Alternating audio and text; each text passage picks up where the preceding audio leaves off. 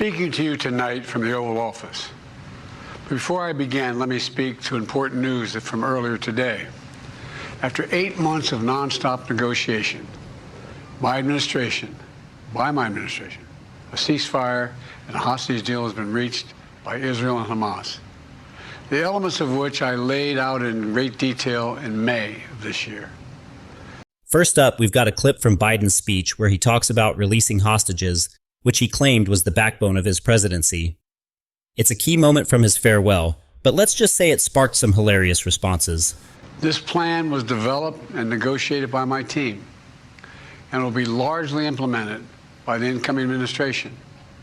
That's why I told my team to keep the incoming administration fully informed, because that's how it should be, working together as Americans. Next, Scott Jennings from CNN reacted live to the speech, and his take is absolutely priceless. I think the way he's leaving office has been, frankly, pretty terrible.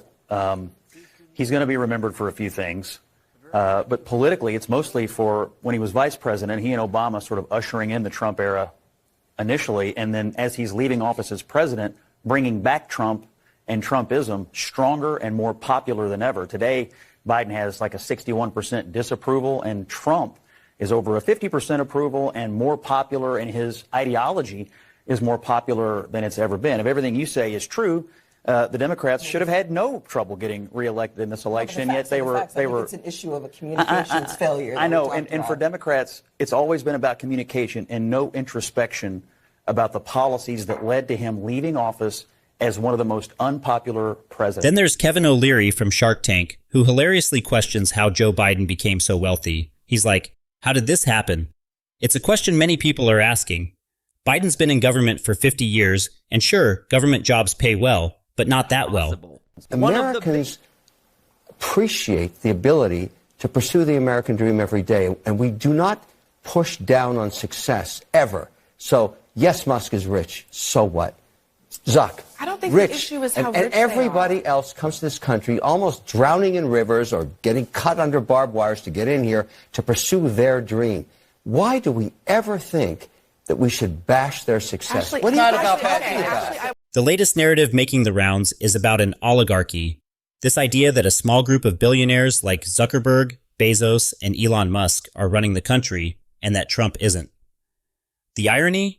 Biden recently handed a high-ranking presidential medal to George Soros, a billionaire himself. It is not about how rich they are. Exactly. Just to observe what he's They're talking not about rich here. enough, is that what you're saying? No. I'm saying that actually what got them there, Mark Zuckerberg, Sam Altman, Jeff Bezos, they all got to where they are because they came up with good ideas. They built big, good businesses. Let's punish them. And no. And they did so largely without having to do what they are doing now. Fair, it's all fair, but half the country's still wondering how Joe Biden got rich. Yeah, okay, so here... How did he get rich? But if Joe Biden got rich... How did he get rich? Does anybody understand how that happened? How did Soros and Biden amass their wealth? Nobody really knows, but it's a valid question. And speaking of Biden's wealth, Scott Jennings takes another swing at the idea of Biden being the greatest president ever. Joe Biden, Kamala Harris, or Karine Jean-Pierre ever lied?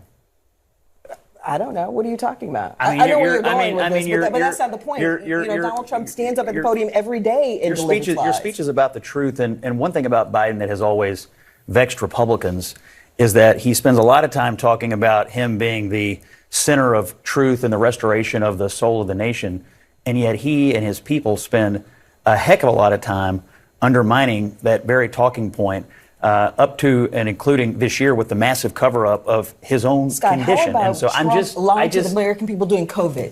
Well, right? about what? How about that? I mean, drink bleach, right? I could go Didn't on and on. debunked? That it's not as bad as the flu. I mean, all of those things, and the reality is 500. You're doing it right now. 500,000 people lost their lives because the president wasn't honest with the country about the dangers of COVID. Are you saying the virus was listening to Donald Trump? My point is that lies have consequences.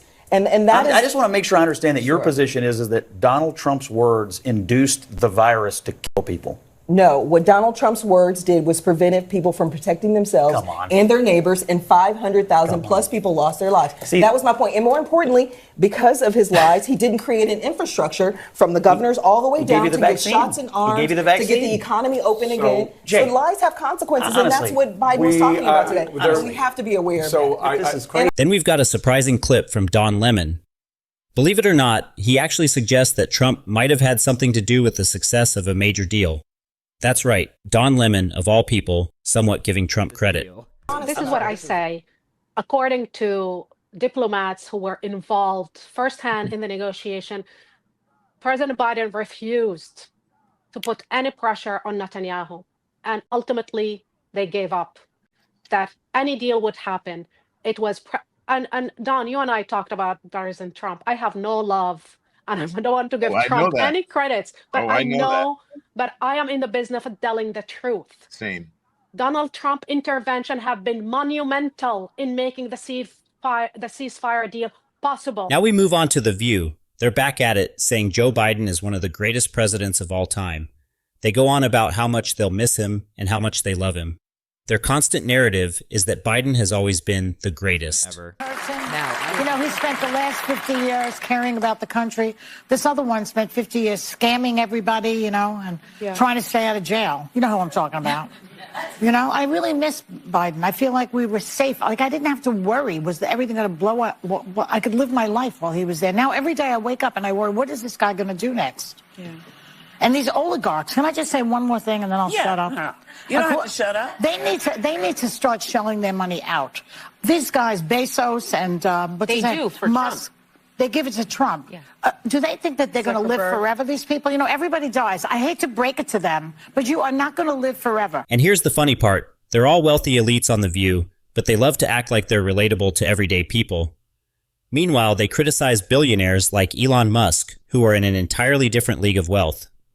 Watching rich people argue about what other rich people should do with their money is kind of hilarious.